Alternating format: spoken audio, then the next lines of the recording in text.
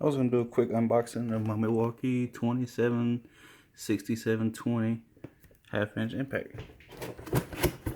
Let me get this thing out. So this is out of the box. That's 3 different settings. One with the 8-hour high output battery. It came with a owner's manual. This is like a catalog, and then of course I always put these in there. If you want this kit, they retail. The gun itself retails $2.99, and then this battery and charger kit was $1.99. So right about $5. It's a pretty nice kit. I would recommend it to anybody. I mean, no matter what you do, you should have one of these.